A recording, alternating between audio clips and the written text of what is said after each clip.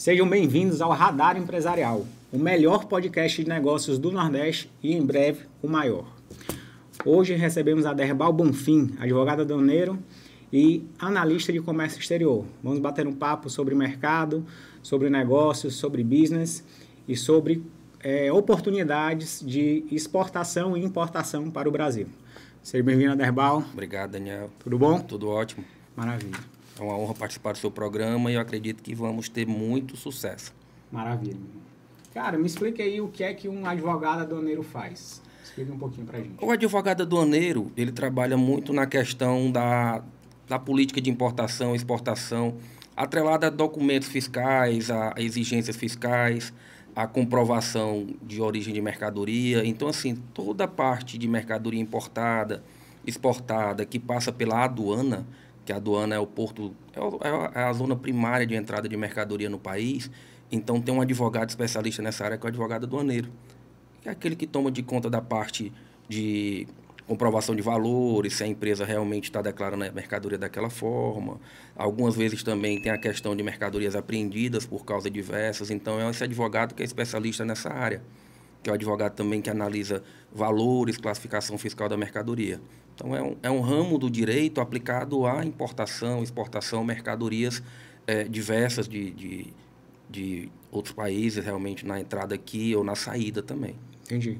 E essa parte do analista de comércio exterior, o que o analista faz? O analista de comércio exterior antes de eu ter sido advogado aduaneiro. Então, ele trabalha realmente na parte de análise de mercados, né? Internacionalização de empresas, a parte de localização de fornecedores, conhecimento de culturas de outros mercados, né?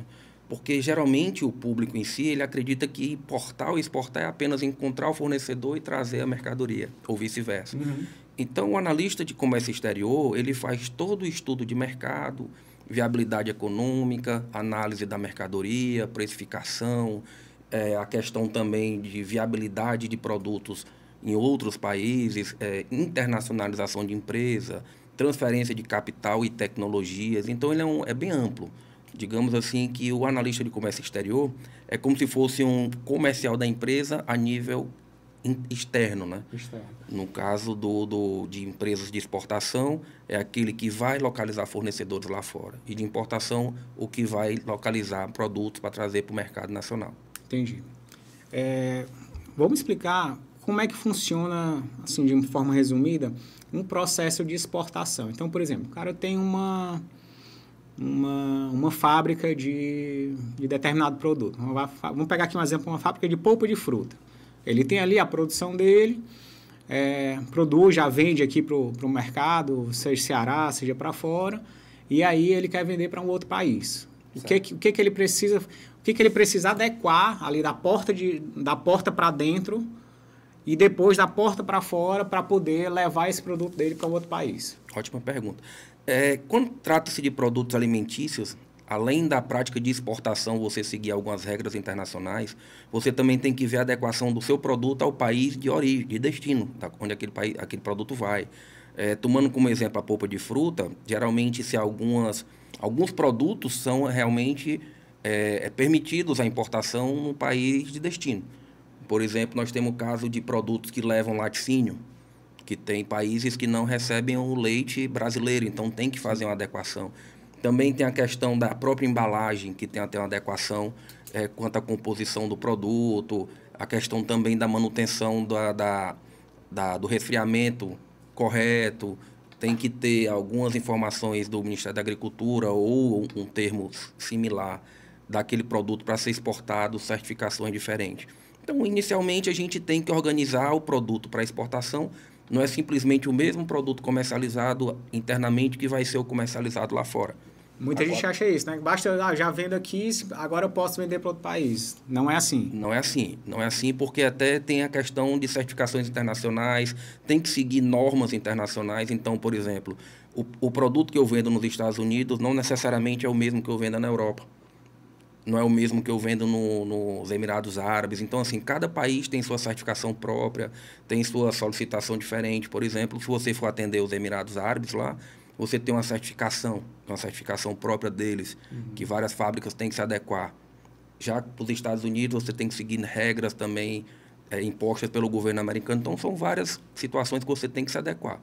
E num processo de importação, por exemplo, eu sei que muitos empresários às vezes precisam de maquinário, né? Então, determinada máquina produzida no Vietnã, vamos pegar aqui um exemplo qualquer, ele quer trazer, viu lá na internet e, eu quero comprar essa máquina aqui. Qual é o melhor processo? Aí ele faz, o empresário daqui, ele faz esse trâmite de ir comprar, de lá para cá, como é que funciona isso? É interessante você perguntar sobre maquinário, porque a gente tem uma legislação bem ampla quanto à questão de importação de maquinários. Você tanto pode importar máquina nova como usada. A legislação lhe permite que você traga maquinário usado, inclusive até com alguns benefícios fiscais para a questão de tempo de vida útil que essa máquina ainda tem. Mas a questão de maquinário ela vai bem além, porque tem máquinas que são certificadas pelo Inmetro, ou seja, são máquinas que têm utilização de algum equipamento que vá passar para alimentação, alguma coisa. Então, o Inmetro é uma das que certifica esse tipo de máquina. Tem outras que têm uma certificação diferente. Então, assim, a importação de máquinas ela é um pouco mais complicada por questão de política fiscal brasileira também. Tem máquinas que não podem ser importadas, muito poucas, a maioria sim pode, mas ela tem alguma dinâmica diferente. Então, diga assim, ainda é válido você fazer importação de maquinário. Nós temos uma tecnologia fora do Brasil bem mais avançada. Então, assim, a questão da importação, eu sempre digo que você tem que fazer uma análise muito, muito alongada quanto à questão de importação. Substituição de importação de produtos nacionais, ele vai bem mais além do que você tirar um emprego local, como o pessoal geralmente pensa. Às vezes você está procurando uma tecnologia bem mais avançada. Sim. Então, dando um exemplo aqui de fábricas de biscoito, que ela tem uma máquina que já embala, outra que corta, outra que preenche o recheio. Então, são máquinas que têm a produção nacional, mas não têm uma qualidade como a produzida fora por questão de avanço tecnológico. Sim. Então, assim, vale a pena fazer importação? Vale, desde que você tenha uma contabilidade própria para isso, para ver a questão de benefícios fiscais, isenção de imposto na importação daquela máquina, se ela é para ativo imobilizado, se ela é uma máquina para revenda. Então, tudo isso vale a pena você investigar também antes de fazer qualquer importação. Então, se uma máquina ela é produzida no Brasil e aí eu quero uma máquina que faz a mesma coisa, né? Assim, que tem ali a mesma categoria, quero trazer de fora, ela gera ali um processo um pouco mais diferente do que algo que não existe no Brasil e aí eu estou querendo trazer, é isso? Exatamente. O que acontece hoje é o seguinte, a questão da legislação brasileira, ela é um pouco protecionista quanto às empresas locais, o que, na verdade, não deixa de ser algo justo. Então, se eu tenho uma fábrica local que contrata local e eu consigo produzir algo com a qualidade, realmente eu tenho que dar um benefício para aquela empresa lá, produzir a máquina dela. Só que a gente não tem tanta questão dos benefícios aplicados à indústria nacional. Quando você vai para a indústria internacional, você vai fazer uma importação de uma máquina que não tem no Brasil, e aquela máquina vai trazer um desenvolvimento, vai trazer algo benéfico para a empresa e para o mercado, ela também tem um benefício. São alguns benefícios aplicados àquela importação. Seja benefício estadual, no caso de uma suspensão ou isenção do imposto, seja numa importação que é chamada de ex-tarifário, que são algumas máquinas de transformação que são utilizadas para gerar outros bens de capitais. Então, assim, se eu não tenho um similar nacional, eu posso fazer essa importação com benefício federal. Se eu não tenho um similar estadual, eu já tenho um benefício a nível estadual, suspensão de ICMS ou isenção de ICMS. Então, cada importação ela tem que ser analisada desde antes de você encontrar o fornecedor. Então, primeiro você tem a necessidade, você vai ver se aquela máquina pode ser importada, porque tem muitos procedimentos que duram meses para você receber uma certificação. São órgãos que realmente estão com a sua demanda muito tomada, então demora essa importação. Então, sempre digo para você fazer um compliance realmente. Não é, o pessoal geralmente acha que compliance é só ali na contabilidade, mas não, tem um compliance aduaneiro também. É você ver se vale a pena, se o risco é viável, se aquele risco, tá entendendo? Então, assim, vale a pena sob circunstâncias específicas. Qual, na sua visão, hoje, uma lacuna, uma brecha aí de mercado quando a gente diz Brasil exterior? É América do Norte, Europa, África, Ásia. O que você enxerga desse momento atual, agora em 2025, metade do ano, que as empresas daqui ainda não enxergaram e que tem aí uma boa oportunidade? Nós temos agora um problema, Brasil, Estados Unidos, China, questão de sanções econômicas, algumas brigas comerciais, que favorecerão alguns produtos brasileiros. Então, assim, o Brasil terá um crescimento realmente significativo se ele realmente se manter na linha que ele está agora e não passar daí. Então, a gente vai conseguir colocar alguns produtos diferentes que não colocávamos lá anteriormente, ou se colocávamos em quantidades... Brasil, China? Brasil, Estados Unidos. Brasil, Estados Unidos. Certo. Da mesma forma, também, a aproximação do governo brasileiro com o governo chinês está trazendo vantagens de alguns produtos que não colocávamos lá antes, né? Hoje, nós temos uma linha linha China-Brasil direto, que encurtou um prazo... Linha de quê? Linha marítima, Sim. então, que também encurtou um prazo de viagem que tínhamos da China para o Brasil, que também vai facilitar tanto trazer mercadorias de lá, como enviar mercadorias também. Nós temos uma demanda chinesa para alimentos que dá para o Brasil atender. O próprio limão produzido aqui, algumas frutas também que a China gosta, mas não tem como ter lá por questão do tempo de viagem. Com essa nova linha, talvez a gente tenha condição de colocar mais. Então, vejo muito assim, a Europa é um país que já é um local que já compra produto brasileiro de vários modos. A gente está com várias missões agora para os Emirados Árabes para colocar produto também lá. Então, acredito assim que com o mercado, com o acontecimento agora, a gente vai ter um aumento Estados Unidos, do meu ponto de vista, e China também, por questão dessa briga comercial entre China e Estados Unidos. Recentemente, a gente estava até numa associação, né, de relações com Portugal e o mercado europeu, e principalmente os países de língua portuguesa, e me soltaram um dado que eu achei muito interessante, né? Eu acho que só 10% de todo o comércio que pode ser gerado entre esses países, entre o Brasil e os países de língua portuguesa, só 10% está ativo, né? Ou seja, a gente tem 90% ainda desse mercado que pode ser explorado, né? A barreira da língua é algo que, sem dúvida, é um grande problema, né? Quando você vai para o inglês, para um chinês, né? Para um mandarim, no caso, e tudo. Mas os países de língua portuguesa, isso já seria bem reduzida essa barreira. E não só Portugal, né? Muita gente acha que é Portugal ali, mas na África existem inúmeros países que falam língua portuguesa e que existe até um certo preconceito mesmo de achar que não é um mercado, né? Mas que, na verdade, a gente sabe que nesse país existe um mercado enorme e que os produtos brasileiros, de maneira geral, obviamente, né, nem todos, mas de maneira geral, ele é muito bem visto nesses países. Dentre esse processo de exportação, Brasil e países de língua portuguesa, a gente já sabe que o leite, né, pela nossa experiência, já é um problema, né? Para quem não entende, o leite brasileiro, ele não é bem visto nos mercados europeus. Então, existe uma série de sanções quanto a esse produto. Então, se você tem hoje uma fábrica no Brasil e você quer, nessa fábrica, você produz determinados alimentos à base de leite, a gente está falando de alimento, que tem leite na sua composição, não precisa nem ser a base, mas tem leite na sua composição. Você quer mandar esse produto para a Europa, principalmente via Portugal, esse produto não entra, né?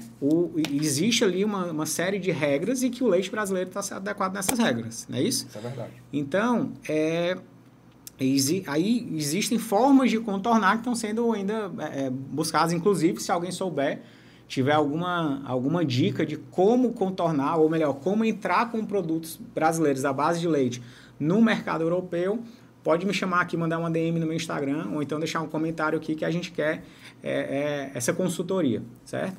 Mas voltando, então, esses países, eles têm uma aceitação muito grande pelos produtos brasileiros, né?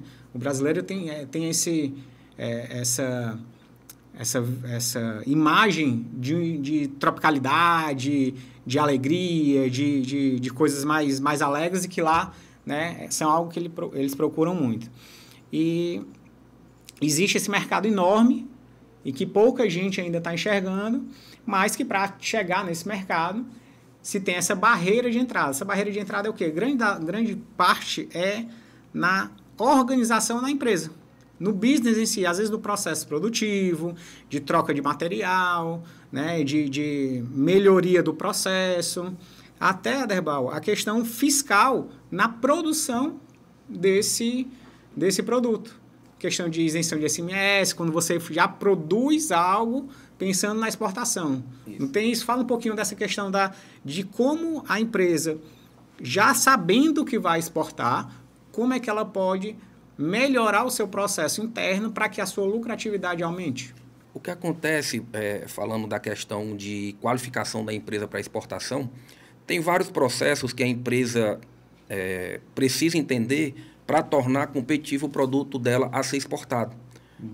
Inicialmente, a empresa, na compra de mercadorias no mercado nacional, produtos destinados à exportação, ela tem toda uma isenção da cadeia e dos participantes também da cadeia. Então, usando um exemplo aqui bem do nosso dia a dia, polpa de fruta. Então, ali eu tenho o produtor da fruta, o fabricante das embalagens, o pessoal das embalagens plásticas também, além das de papelão. Então, toda aquela cadeia, ela é isenta do imposto de mercadoria direcionada à exportação. É um processo que a empresa que vai comprar vai ter que fazer com toda a cadeia. Ou de fora, se a empresa quiser também algum produto externo, vai trazer via um procedimento chamado drawback. Esse drawback ele vai ser utilizado na produção da mercadoria a ser exportada. Tem que seguir uma norma lá, uma quantidade específica no mercado e outra mercadoria para ser exportada para poder compensar o drawback. Então, seria mais ou menos essa especialização que a empresa tem que fazer. Toda a organização da cadeia de compra. A adequação contábil de uma empresa exportadora não é igual a de uma empresa nacional. Ela tem que ter adequações para a questão de vinculação do câmbio, o fechamento do câmbio, essas coisas tudo. Às vezes você exporta com um câmbio, fecha com outro, então os valores de exportação são diferentes da nota do dia que você tirou a nota fiscal. Então tem muito essa questão de uma contabilidade mais proativa, digamos assim. Falando um pouco da pergunta também, a respeito do mercado consumidor externo, de língua portuguesa, né? Nós temos hoje na própria África vários países que falam língua portuguesa, inclusive aqui perto nós temos Cabo Verde, que foi um mercado há alguns anos incipiente que o Brasil, com aquela abertura de um voo direto para lá, então teve um boom de exportação para lá. Agora é um país, uma localidade onde tem muita questão de produtos primários. Então, assim, eles ainda compram material de construção, eles ainda compram a questão de frutas tropicais que eles não conseguem lá próximo, né? Então, assim, eu acredito que ainda tem um mercado gigantesco brasileiro, principalmente aqui para o Nordeste, para pegar aquela parte da África com produtos agropecuários mesmo, fruta, verdura. Hoje a gente tem uma produção de flores que é totalmente destinada para o mercado europeu. Por quê? Porque já é um mercado onde você tem um entreposto para aquele tipo de produto que são flores de lá distribuído para a Europa. Então, assim, tem produtos especializados. Nós temos um mercado consumidor por coco. Nós temos um mercado consumidor por camarão cearense, que é um camarão próprio daqui, que tem um camarão com nomenclatura Costa Negra. Então, são camarões que o Estado já conseguiu colocar aquele produto em mercados específicos. Então, assim, a gente tem um mercado gigantesco, não só Europa como um todo, não só Estados Unidos como um todo, que é aquele tipo de mercado que o exportador ele gosta mais do vislumbre de exportar para aquele local do que a própria questão de abertura de novos mercados. Sim. Acontece muito também dos contatos que a pessoa tem, né? Então, assim, hoje eu tenho que deixar aqui meu parabéns para várias missões que estão acontecendo aqui, como Câmara Brasil-Portugal, como outras missões para os Emirados Árabes, missões para a China, Ásia como um todo. São missões empresariais que estão levando empresários a conhecer mercados que antes ele não conhecia e ali tentar fazer negócio. Então, assim, era para ter mais missões, era para ter mais tentativas de expandir realmente o comércio exterior. Então, assim, fica a dica, realmente, assim, nós temos iniciativas, mas realmente, até o momento, muito caras, que são privadas, então a gente não tem... Nós temos a Apex hoje aí que faz um trabalho, mas que grande parte dela também tem um custo, que a gente sabe que tem um custo. Sim. Mas o que nós temos para frente realmente é uma expansão Com a tecnologia hoje, a produtividade está muito maior. Então, a gente tem mercadoria aí realmente para atender o mercado tranquilo. Perfeito. Eu acho que para o empresário é fundamental, não diria nem importante não, é fundamental ele sair da sua zona, não vou dizer zona de conforto, porque o empresário hoje em dia, né, empresário que é empresário, não existe zona de conforto. Mas sair da sua zona de atuação, ir para outros mercados, não adianta mandar um gerente, um gestor, um diretor, ele tem que ir porque ele vai ter a visão empresarial de chegar em determinado país, em lojas, analisando o perfil da população, enxergando as brechas, que é esse olhar que o empresário tem, e saber conseguir identificar, olha, aqui tem espaço para mim, aqui tem espaço para o meu produto. Essa população aqui, com esse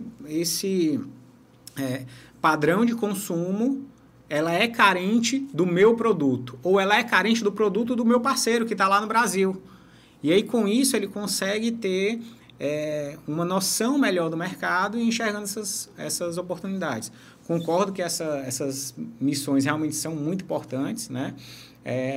Desde que a pessoa que vá, o empresário que vá com esse olhar. Né? Não é passeio, né? Não é turismo, é ir para realmente com um olhar empreendedor e analisar se tem ou não mercado. Porque às vezes existe também muita vaidade. Eu estou vendendo para fora.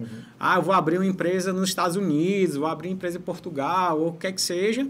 Mas, na verdade, não tem espaço para você. Para aquele seu produto ali não tem espaço, não tem problema nenhum. Né?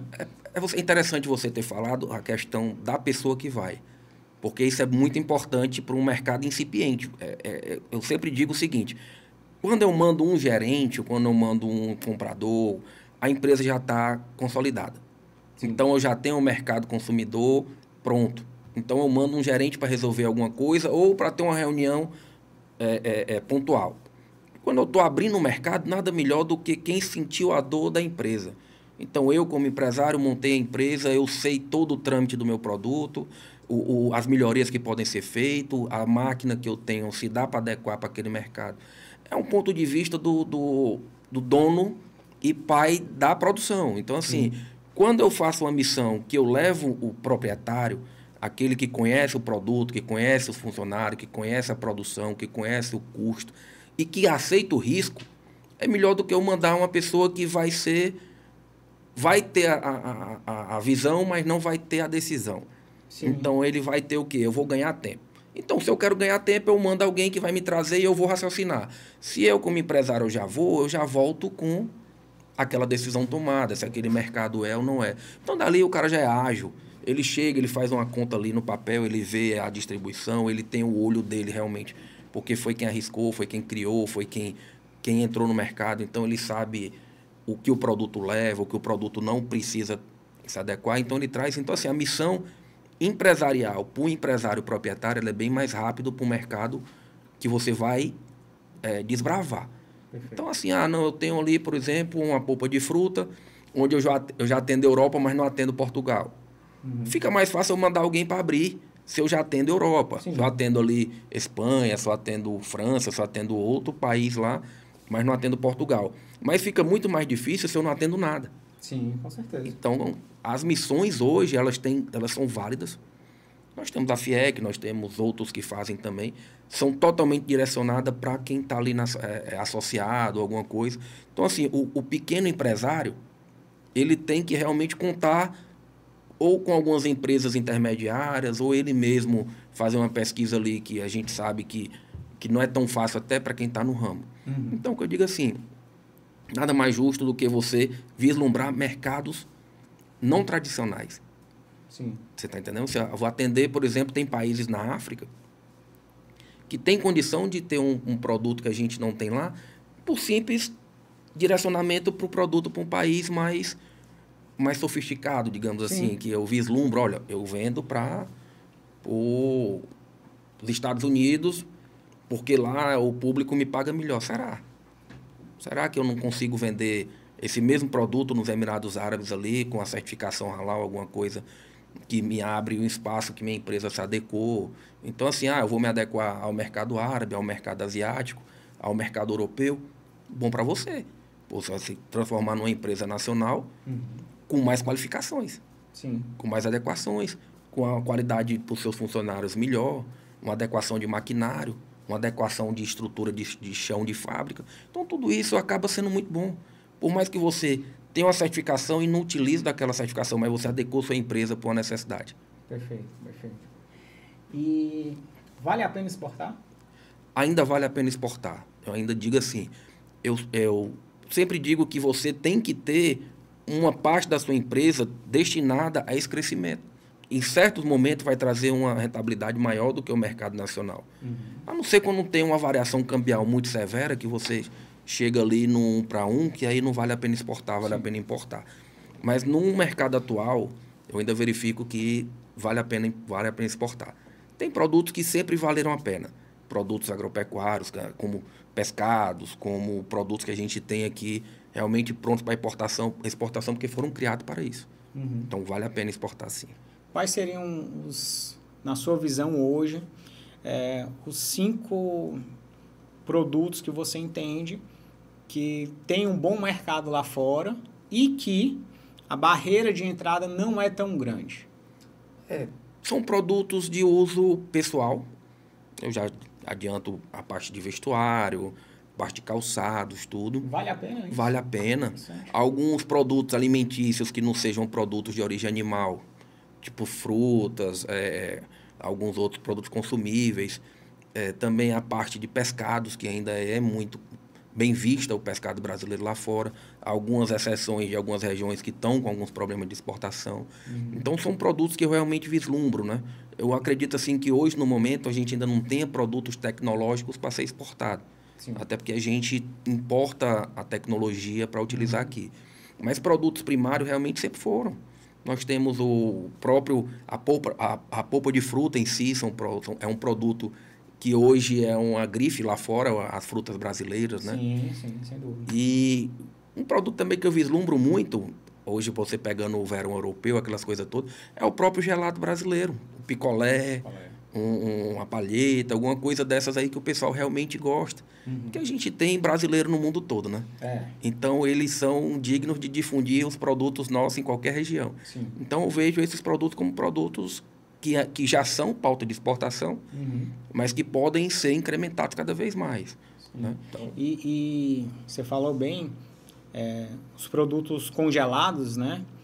Principalmente com um verão europeu desse batendo 40, 43 graus, né? Verdade. Como quem diz, como se fala no Ceará, né? Um calor desgraçado, mais quente do que aqui. Os picolés, sorvete, né? Chegam como uma novidade, né? E aí, obviamente, vai de cada produto a sua diferenciação, se é pela questão sustentável, fitness, sabor, o que aquele produto vai ter de valor agregado, aí é de produto para produto, mas, sem dúvida, uma novidade, né? Num ambiente que favorece, ela tende a ter um consumo bem maior. Então, realmente, esses produtos congelados, né, refrescantes, para o mercado europeu, principalmente no verão, ele é uma grande oportunidade. Né? O interessante é porque assim, nós temos as nossas frutas que são, como eu falei, grife. Sim. Tá? Você tem frutas aqui que realmente são replicáveis em outros países, óbvio. Hoje nós produzimos caju no Vietnã, aquelas coisas tudinho. Nós temos manga produzida também, mas todo produto ele tem um gosto local. Sim, então, assim, sim. Hoje nós temos, por exemplo, picolés aqui que são somente à base de frutas. Sim. Enquanto você está fora do país, lá você tem picolé, são picolés de chocolate, são picolés de baunilha, são picolés, tá entendendo? Mais sintéticos, né? Então, sim, nós temos aqui hoje uma possibilidade de empresas locais, falando a nível de estado do Ceará, empresas de picolés excelentes. Sim, né? Então, nós temos alto padrão, nós temos uma indústria local aqui, que realmente se especializou em produtos de fruta. Sim. Alguns produtos, inclusive, com apelo para academias e tudo, que são produtos com whey protein, produtos com algumas especificidades. Então, assim, são produtos que para a turma de hoje em dia, que está aquela turma de academia, aquela turma mais tranquila, realmente é um picolé diferente. Sim. Então, assim, Se você chega na Europa, é muito pouco provável que você coma um picolé de cajá. Não tem. Tá né? entendendo? E eu me recordo que quando eu estava em Portugal, a gente ia no supermercado justamente para fazer essa pesquisa e tinha muito coco. E aí eu fui provar o coco. Perdoe, horrível. Horrível. Um coco com água, um gosto salobro. Sabe quando você pega o coco seco e bebe aquela água que não é uma água gostosa? É o coco que se vende em Portugal, que é o coco que vem da Tailândia. Embora eu tenha uma grande produção, a produção é até maior do que no Brasil, né? Os produtores de coco, se eu estiver errado, me corrijam, mas é uma produção enorme, mas com a qualidade, não vou nem dizer a qualidade ruim, né? Porque não cabe. Mas é diferente. É igual a gente estava, né? Você estava presente naquela reunião com um produtor orgânico em que ele falou, olha, eu não posso comparar uma maçã orgânica com uma maçã tradicional. Por que não? Porque são produtos completamente diferentes. Embora você veja uma maçã tradicional e uma maçã orgânica, você acha que é a mesma coisa, mas são produtos diferentes. Por quê? Porque todo o processo de produção é diferente. Então, fazendo esse paralelo, é a mesma coisa com as frutas lá da Europa, ou que se vendem na Europa, com as frutas brasileiras. Né? Então, aqui a gente tem um mercado de alta qualidade e com a capacidade produtiva ainda incipiente. Ainda incipiente, né? A Embrapa tem um papel fundamental nessa melhoria da produção, né? Uma das grandes oportunidades que existem é o açaí. O açaí virou febre aqui, né? Surreal. E o mercado europeu agora está entrando também nessa febre, né? E não adianta, lá, a produção de açaí de lá, não sei se ainda tem, mas se tem, não chega à qualidade da que é aqui. Então, essa produção, essa exportação de açaí, ela também é um mercado que está crescendo muito e que vai ainda crescer demais. Por quê? Porque lá está há 5 anos atrás. Então, há 5 anos atrás, aqui em 2020, né, a gente já pipocava açaí aqui em todo canto. Né? Agora lá está pipocando. Né? Então, assim, é um grande brecha de mercado que existe lá. Né? Obviamente, não é qualquer um que consegue entrar, mas se você estiver ali junto das pessoas certas, você consegue essa oportunidade de mercado. A fruta, falando realmente aqui do nosso mercado, o açaí, que hoje você pode exportar tanto na forma de gelato, como na forma também em pó, como em outras formas. Você também tem a fruta. Você tem a fruta liofilizada, que é a desidratada que o pessoal compra. Você tem a fruta que tem um tempo de maturação, que ela vai maturando até chegar no cliente. Como tem frutas também que a dificuldade de exportação é muito grande. Então, nós tivemos casos de mercadoria que foi exportada e que por algum motivo ali deu algum problema no caminho, perdeu toda aquela carga, porque ainda são produtos que têm uma necessidade de ter uma temperatura controlada, que tem que ter um acompanhamento diferente. Então, tem muito essa questão ainda do aprimoramento do meio de transporte para levar a fruta. Porque tem frutas que são realmente suportam um pouco mais de temperatura. Outras já não suportam a queda de temperatura. Então, assim, o exportador ele tem que ter um acompanhamento, ele saber se o produto dele é só embalar e mandar, ou se tem que ter uma temperatura controlada, ou se vale mais mandar aéreo do que mandar containerizado. Então, tem toda essa questão do acompanhamento. Eu acredito que tem empresas que já trabalham com essa tecnologia, com esse acompanhamento, com essa assessoria. Esse know-how, mas tem empresas que têm medo de desbravar, porque realmente é o seguinte, não, já me disseram que é muito difícil colocar produto na Europa a partir de Portugal. Que Portugal tem realmente uma legislação diferente de toda a Europa. Ele tem um órgão lá que é um órgão que como se fosse no Brasil, o Anvisa e o Ministério da Agricultura integrado. Então, são coisas que você tem que entender o mercado. E nada melhor do que pessoas que estão lá. Perfeito. Então, temos brasileiros cearenses lá, facilitando a entrada de negócios lá. Eu acho que você acabou respondendo, mas eu vou fazer assim. Qual é o conselho que você dá hoje para um empresário que hoje já vende bem aqui, que já tem o seu mercado, mas que quer exportar, que quer desbravar esses novos mercados, que quer ganhar em euro? Qual é o conselho que você dá para esse empresário? É ele ir sozinho? É ele procurar alguém que já trilhou esse caminho? É ele procurar a Apex? Qual é o seu conselho para ele? O meu conselho seria mais no ponto de vista do início, né? Então, o que eu chamo do início é o seguinte: ele viu que ele tem uma capacidade produtiva que ele pode destinar à exportação. Então, pronto. Digamos que ele trabalha ali com um produto que é um produto natural. Então, ele viu que aquele produto na Europa é bem consumido, principalmente em Portugal. O primeiro passo que ele dá é saber o seguinte: aquele produto, do jeito que está, ele entra em Portugal, ou daquele produto do jeito que está, ele tem que fazer aprimoramento, fazer embalagem, fazer certificações.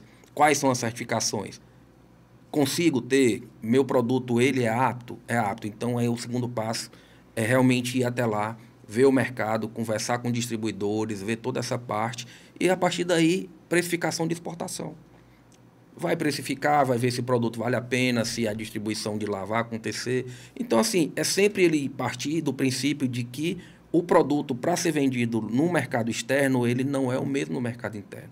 Então, ele sempre procurar um apoio, seja um apoio do intermediário, seja de um comprador direto, que o comprador tem interesse no produto, então ele vem ao contrário nesse processo, vendo as certificações, vendo as qualificações, vendo as adaptações, ou então ele vende para uma empresa nacional que já vende no mercado externo. Tem muitas comerciais exportadoras que são especialistas na Europa. Nós temos empresa em Portugal de cearenses que fazem todo esse trâmite lá. Nós temos uma empresa aqui no estado do Ceará, nascendo agora, que vai fazer só isso. Perfeito. Que é uma empresa que vai trabalhar especificamente com frutas, polpas de frutas, picolés de frutas. Então, é uma empresa que vai desbravar esse mercado a partir daqui. Então, a dica que eu dou é o seguinte: acompanhe, verifique como é que vai ser os próximos meses aí, que vão ter novidades realmente para o mercado cearense, nordestino de produção de frutas, para adentrar realmente o mercado português. E a Europa a partir de Portugal, se tudo der certo. Perfeito. Então, vou pegar aqui esse gancho. Então, um empresário do setor alimentício que quer vender os seus produtos na Europa, existem empresas que compram essa mercadoria de você e vendem na Europa sem que você se preocupe com nada. Isso. Então, como é que funciona? Essa empresa identifica oportunidades na Europa para você, capta esses clientes, faz essa transação, compra o seu produto, lhe dando todo o suporte para que você se adeque a esse processo de exportação, compre de você e vai vender lá. Você, além de ganhar na venda, você ganha com a expansão, com a exportação da sua marca para novos continentes. Então, é realmente ali algo que se existe pouco, obviamente não é nada